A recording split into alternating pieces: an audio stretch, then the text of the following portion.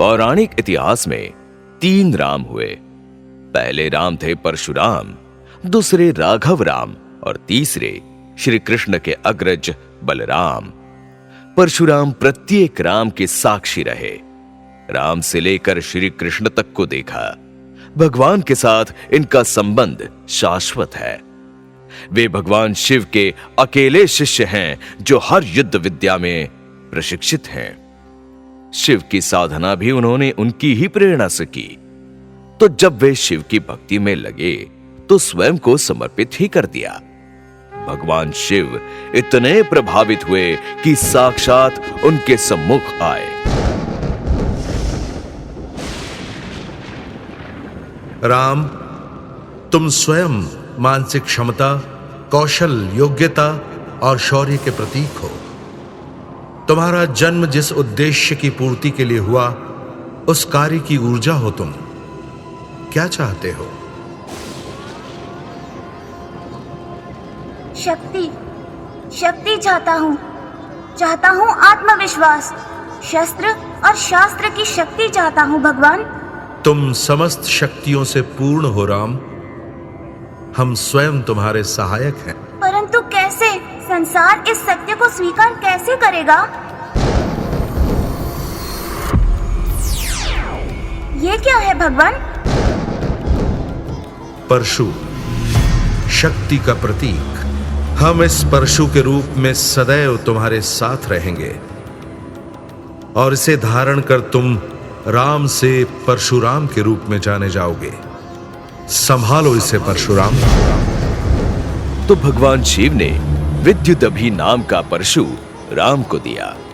ये कोई साधारण परशु नहीं, बल्कि एक दिव्यास्त्र था, मंत्रों से सिद्ध, अचूक मारक शक्ति वाला। साक्षात भगवान शिव का रौद्र रूप था ये परशु। भगवान शिव ने परशु प्रदान ही नहीं किया, उसका प्रयोग भी बताया। इस परशु का प्रयोग मानवता और धर्म की रक्षा के लिए करना होगा परशुराम। परंतु कैसे प्रयोग करना है, तुम्हें प्रशिक्षण लेना होगा। तुम प्रहार करो। प्रहार? किस पर प्रहार करूं? हम पर प्रहार करो, हमारे साथ युद्ध करो। असंभव। मुझे धर्म संकट में ना डाले। यह हमारा आदेश है परशुराम। भगवान शिव ने परशुराम को परशु के समस्त रहस्य बताए। परशुराम आत्मविश्वास से भर गए। उनमें नई शक्ति का संचार हुआ और बढ़ चले धर्म पथ पर। माता पिता नहीं चाहते थे कि परशुराम महिष्मती नरेश कार्तवीर्य को चुनौती देकर कोई संकट मोल ले। तो पिता जमदग्नि ने उन्हें परामर्श दिया। तुम्हें साक्षात भगवान की शक्ति मिली है पुत्र। इस शक्ति का प्रयोग अनुचित न हो, इसका सदैव ध्यान रखना। उचित और अनुचित में भेद कैसे करें पिताजी? जो कार्तवीर्य अर्जुन के लिए उचित है वो हमारे लिए अनुचित है, और जो हमारे लिए उचित है वो समस्त हय्य वंशियों के लिए अनुचित है। उचित और अनुचित तो दृष्टिकोण का अंतर है। ये सत्य है परशुराम, और ये भी सत्य है कि तुम अपने परशु का और अपनी शक्ति का कभी दुरुपयोग नहीं करोगे। पर जन समर्थन से जो कार्य होता है वो उचित होता है। मैं वचन देता हूं पिताजी, मेरे जीवन का एकमात्र उद्देश्य निरंकुश, अन्यायी और अत्याचारी राजाओं का अंत होगा।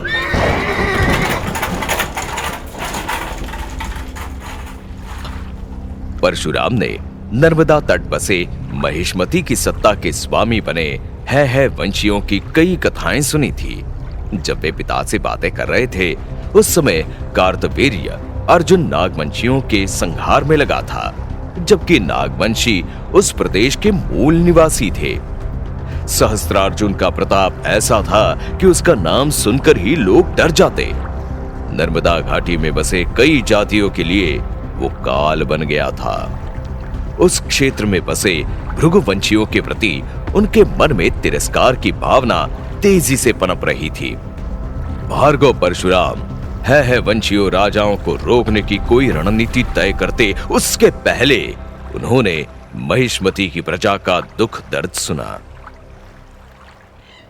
उसके सैनिकों ने सब कुछ उजाड़ दिया भार्गव। अब कुछ भी शेष नहीं है। वो चाहता क्या है? अपना वर्चस्व, धन और सत्ता का भूखा है। उसने मेरे पिता को रुदन के कार्तवीर्य के अहंकार का अंत नहीं हो सकता। रुदन तुम सबकी दुर्बलता है और वो इसी का लाभ उठा रहा है। हमें लड़ना होगा, सामना करना होगा उसका। यदि नहीं तो अपने प्राण गंवाने होंगे। पीड़ित प्रजा के आंसुओं से भार्गव परशुराम पिघल गए। किसी निर्दोष का दुख उनसे सहन नहीं होता था। उनका स्वभाव ही कुछ ऐसा था। जब लोगों ने उन्हें बताया कि समुद्र में उसके कई पोत चलते हैं और वो दूसरे प्रदेशों से लूटपाट करके पोतों से कई खाने पीने की चीजें और वस्त्र मंगवाता है, तो परशुराम स्वयं को रोक नहीं सके और चल पड़े अरब सागर की ओर उसका सामना करने।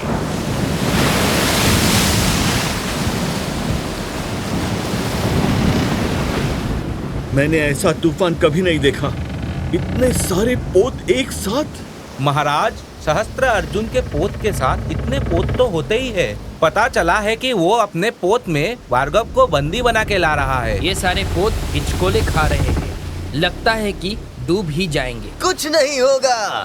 भार्गव परशुराम आ रहे हैं। सहस्त्र अर्जुन में इतनी शक्ति नहीं है कि वो भार्गव परशुराम को बंदी बना ले। बस प्रतीक्षा करो। लोगों को भार्गव परशुराम के आने की सूचना मिल गई थी।